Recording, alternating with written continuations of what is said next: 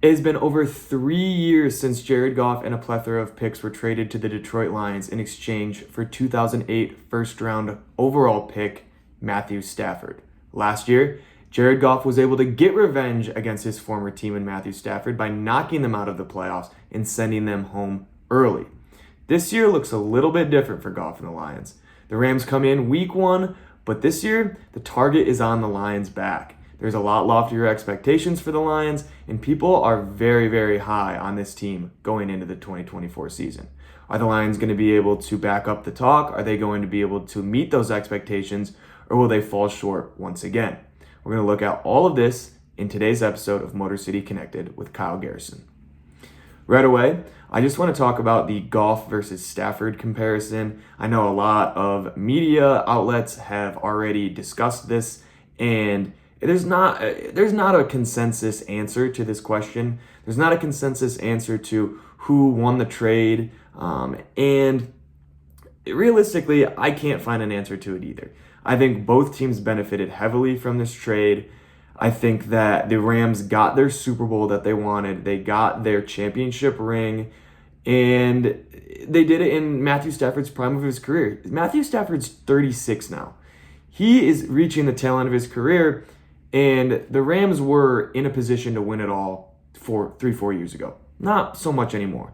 But the Lions now are in position to win it, and they've got their kind of veteran quarterback, their 29-year-old guy, who they're going to have under contract for a couple more years and potentially can make a run to the Super Bowl, similar to the Rams in 2021.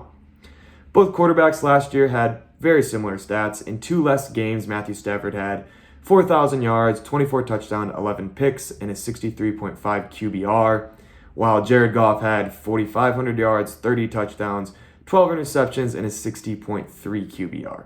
So if you line up stats, they're both very similar quarterbacks. They're not the Lamar Jacksons. They're not the Patrick Mahomes, Josh Allens of the world. They're not game breakers. They're guys that are going to come in. They're going to fit the offense well. They're going to get surrounded with a lot of talented players on the outside, and they're going to be successful. And that's what both quarterbacks have been in their tenures in their respective teams. Obviously, Jared Goff started off a little slower, took some time to kind of figure it out. But as of right now, the Lions are in a great position, better than the Rams in my opinion. And especially with the Rams coming in week 1 after the Lions beat them last year, the Lions coming in as one of the Super Bowl favorites, I think the Lions right now are just in a better overall position than the Rams were. Again, Rams got their Super Bowl, Lions got their future. So when you look at both of these players, they have done so much for both organizations. I mean, Jared Goff takes the Rams to the Super Bowl. Matthew Stafford had so many, he was here for 10 years in Detroit, and he was a fan favorite. He's such a gritty, hardworking guy that it's hard to make the comparison between the two because we love them both here in Detroit. If you say you don't love Stafford, you're lying to yourself. We all love Stafford, and we all love Goff. And it's just fun to see those two guys kind of going at it, especially in a primetime week 1 game like this week on Sunday. I'm recording this on Tuesday, so we're only 5 days away from Lions football, baby. It is back. A couple other things I wanted to do for this game preview. Let me just talk about the difference in both teams from last year. Obviously, we played them in the playoffs last year. It's a lot later in the season. We're playing them week 1. Completely different. Both teams are going to be, for the majority, mostly healthy coming out of training camp, and it's gonna be a battle, man. Both teams revamped their DB rooms entirely. That was one of the first things I wanted to touch on. Obviously, the Lions, with the addition of Carlton Davis, drafting Terrion Arnold, Ennis Rakestraw, you're planning on rebuilding that DB room from the ground up. And that's kind of what the Rams did this offseason as well. They're a pretty young DB room as well. They have Darius Williams, who they re-signed from last year's team. They were able to pick up Cameron Curl from the Redskins, who's a safety and has been playing very well the past couple of seasons. And then they also signed a veteran in Tre'Davious White. So it's a kind of a similar look to how the Lions rebuilt their DB room. You bring in a proven veteran in Carlton Davis, which is similar to the Trey White signing for the Rams. You surround that young core with a couple of older veterans that can kind of teach them the ropes and just show them the ways of an NFL level defensive back. And so both teams are going to have completely different looks at corner and safety. So that will be fun to watch as both teams kind of try and figure it out aspect of their defense. Another aspect of the Rams game that was missing last year that they're going to have back is Kyren Williams. I know Kyren Williams was banged up last year in the playoffs, but they've got him back this year. He's one of the most explosive running backs in the league, very young, and he's going to be a guy that's going to be a 3-down back for the Rams this year. He's got the skill to do it, and it'll just be a matter if that O-line can hold up. Because if it can, I don't see why Kyren Williams can't be a 1,500-yard running back this year. Just some other differences in both teams. Obviously, Jonah Jackson is off of the Lions and now signed with the Rams. So Lions are different because they lose Jonah Jackson. Rams are different because they gain Jonah Jackson. That was a big pickup for the Rams. Their O-line has struggled in the past couple of seasons after their Super Bowl run. They were able to re-sign Kevin Dotson as well, another offensive line piece that they were very, very lucky to get back. In kind of opposite side of the ball for the Lions. Last year, the Rams O-line struggled, the Lions D-line struggled, and especially in the pass rush. So Lions revamped their D-line. You get the DJ Reader edition. You get the Marcus Davenport edition. You get Aleem McNeil coming back in his first really full healthy season that he's had since being a Lion. And so those are just some of the things that I think are going to be looking different compared to last year for both these teams. And it's just something to look out for. Look out for Cam Curl. Look out for Tre'Davious White. Look out for DJ Reader, Kyren Williams. Just some of those guys that weren't in the game last year that are going to be this year, and in my opinion, will be making pretty big differences for their respective teams. Another thing I want to talk about for the full game preview was just the running back rooms for both teams. I think that is a huge storyline coming in, especially, David Montgomery, Jahmyr Gibbs looked at as the best wide receiver or running back tandem in the entire league, and you kind of match that up against a team that looks pretty similar. They have their Kyren Williams, they've got their elusive running back out of the backfield, and then they added Blake Corum, who, as you know from Michigan, he was a ground and pound running back, a lot of goal line touchdowns, and that's kind of similar to how David Montgomery is and how he relieves Jahmyr Gibbs of those goal line duties. Sometimes Kyren Williams and Jahmyr Gibbs are going to get those goal line touches, but it is nice to have a running back behind them who is a run it down your throat, get those extra gritty 2-3 yards on the goal line in Blake Corum and David Montgomery. So the running back rooms are definitely going to be something to look out for in this game. I think they're both going to be very, very solid running back rooms, and we'll definitely have a lot of productivity throughout this season, especially in game one. Receiving room. Again, another stacked group for both teams. Obviously, you can look at receivers as just wide receivers, tight ends, wide receivers, running backs, tight ends, wide receivers. I look at it as everybody on the offense. You look at the Rams, they're very wide receiver heavy. Cooper Kupp, Puka Nacua, your two guys. Tutu Atwell, we know about Tutu Atwell. He had a great game against the Lions a season ago in the wild card game. 3 very serviceable wide receivers. Two top 20 wide receivers, in my opinion, in the entire NFL, kind of make up that receiving core. And they have shown no signs of slowing down. Obviously, Tyler Higbee's going to be out. Cody Parkinson, is taking the Tyler Higbee role.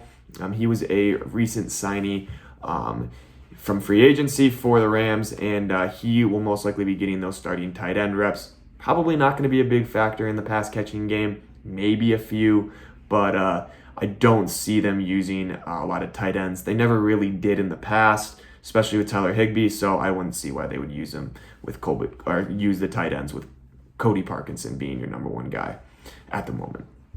So receiving core for the Rams is absolutely stacked regardless if they don't have a great tight end right now. Their receivers make up for it. And then you look at Detroit. A little bit different makeup in their receiving room than the Rams, but effective nonetheless. I mean, you got Amon-Ra St. Brown, who is that number one guy. And then it's kind of it's difficult to say who that next receiver is. It could be J-Mo. It could be Khalif Raymond. It could be Sam Laporta. Is he looked at as the number 2 receiver? Maybe. He's looked at as the number 2 pass catcher on the team. I wouldn't say receiver, but in that pass catching group, he's the number 2 guy. I would love to see J-Mo and Khalif step up and take some of that and alleviate some of that pressure off of Sam Laporta. Who knows if that'll happen or not. we have a better receiving core than I think we did last year, especially with just the coming up of Jameson Williams and watching him grow as a player. I think he is going to bring a very explosive aspect to this offense that we haven't had in the past.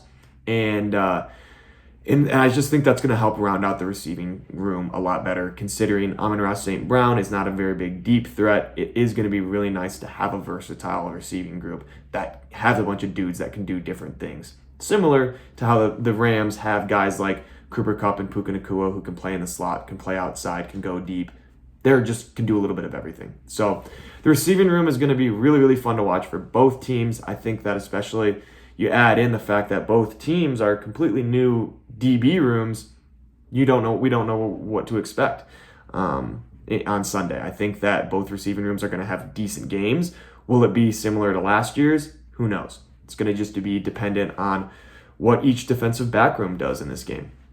So look out for that. And then just another group that I wanted to highlight was the D-line room for the Rams is a really big weak spot for them right now. I think that if you were to look at their depth chart and make a prediction on what their worst group was going to be position-wise, I would say D-line's a very, very safe bet. They pick up Jared Verse in the offseason. You draft Jared Verse out of Florida State, who I think is a phenomenal prospect. I think that he has the potential to be a really, really solid player in this league. Will he be right away in game one? Probably not. I would say no. I think it's really hard for some of these rookies to come in and make an impact right away. We've seen Aiden Hutchinson do it. We've seen Kayvon Thibodeau do it a couple years ago as well. Does it translate always? No. Usually it doesn't. So that D-line, yeah, they've got some young pieces, but I don't trust that D-line to be able to hold their own against our O-line. I mean, the Lions O-line is absolutely ridiculous. It's absolutely stacked, regardless of losing Jonah Jackson or not.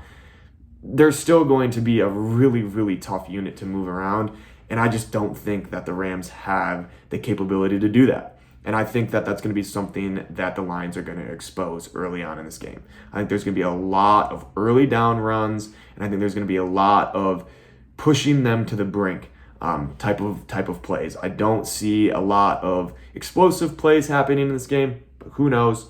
I do, however, think that if the Lions are going to pull this one out, it starts by trying to dissect that Rams D-line and find their holes, find their weaknesses, and go right at them. So after the full game preview, I kind of went through some position groups I liked, what each team's going to be looking like compared to last year, and now I kind of want to do my things to watch, keys to victory, and then I'll wrap it up just with a little injury report talking about who's going to be out, who will be in for Sunday's matchup. 3 things to watch though I want to dive into. 1, right away, Terrion Arnold and Ennis Rakestraw. That is the first thing that everybody should be watching when tuning into the game on Sunday.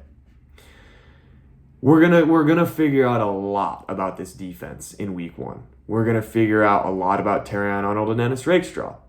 Obviously, they're rookies. There's a lot of room for error, a lot of room for improvement. But they're gonna get thrown into the fire right away. They don't really have a lot of time where they can develop and adapt. They're going to be going right away. They're going to be getting very, very significant minutes, especially Terrion Arnold, and they're going to be covering Cooper Kupp. They're going to be covering Puka Nacua.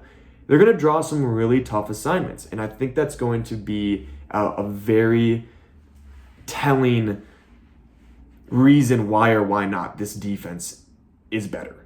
And it's going to start with those rookies. Those 2 rookies right there are going to have to come in. They're going to have to step up. If they're even half as good as people have been saying out of camp, we're just fine. But we're just going to have to see. It's a lot different than playing in training camp, going live against another team. So, and especially against a receiving core as stout as the Rams have. So that is the first thing, again, like I said, that I'll be watching throughout the entirety of the game. I'm just going to be watching the rotations, seeing who's getting significant minutes. And then next week, after I do the debrief of the game, I can talk more about Terrion and Ennis and Amik Robertson and Carlton Davis and kind of give an overall first impression of that DB room.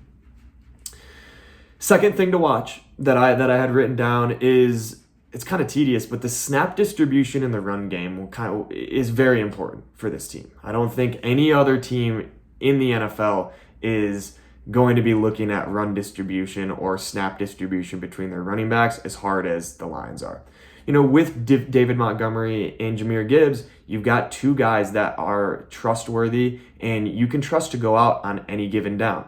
We don't have a 3-down back. That's just not how this Lions team is built. We have two guys that can split 50-50 even down the middle, and they would be equally as productive.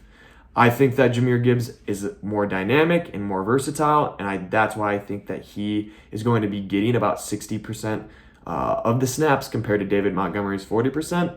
But who knows? You never know what happens. If we come out of the gates and start flat and the Rams, go to a 2-touchdown lead, Jahmyr Gibbs is going to be getting a lot more snaps and a lot more reps because he's more of a threat out of the backfield to catch the ball. If we end up going up early, David Montgomery is going to be that guy down the stretch because he's more of a ground and pound, get 4 yards in a cloud of dust type of running back, milk the clock. So it all just be dependent on what's going on in the game and what the personnel is on the field. But I do think that Jahmyr Gibbs will have the slight edge in snap distribution. But David Montgomery is still going to get plenty of action, plenty of touches. I see him still getting 15 to 20 touches on the evening. So I wouldn't be too worried about David Montgomery and Jahmyr Gibbs. If you're a fantasy manager, I think both of them are going to be productive. And we're just going to have to see what happens on Sunday. Again, like I said, the D linemen for the Rams are not great. And there's definitely some holes there that I think both David Montgomery and Jahmyr Gibbs are going to take advantage of. So it'll be really exciting to see what happens with the running game and how the O-line is able to replicate their season last year with one of the best run offenses in the entire league. It all starts up front. So it'll be fun to see how Penei Sewell and Taylor Decker and Frank Ragnow are able to mesh with Kevin Zeitler and Graham Glasgow. And then the last thing I had for things to watch is just the other D linemen overall for the Lions. We know Hutch is a star. We know that Aiden Hutchinson has been that guy on the D line since snap one of his career, really. He's been the best player on the defense the past 2 years, and it's only his third year. So my big thing is, who else is going to step up? Is it going to be DJ Reader? Is it going to be Aleem McNeil, Josh Pascal, Marcus Davenport? Who is going to step up on the D-line and alleviate some of that pressure off of Aiden Hutchinson? Take some of that sack pressure off of his shoulders and that pressure off of his shoulders. We don't know. It's gonna be a D-line by committee, obviously, with Hutch being that star. But I know that there's gonna be some other guys that are gonna step up. My prediction personally is if DJ Reader stays healthy, it's gonna be him. I think DJ Reader is a very, very skilled D lineman. He is very quick footwork for a guy his size, but it's just going to be a matter of, again, staying healthy. He's an injury-prone guy, but if he stays healthy, he's one of the best in the league. So if we can get guys like that to step up and we can keep them healthy, then it's going to just push Aiden Hutchinson even further into stardom than he already is. He's already going to be a 13, 14 sack guy every year. Getting him some complementary pieces around him is going to start pushing him into the 15, 16 sack range. And he's going to be in that defensive player of the year conversation.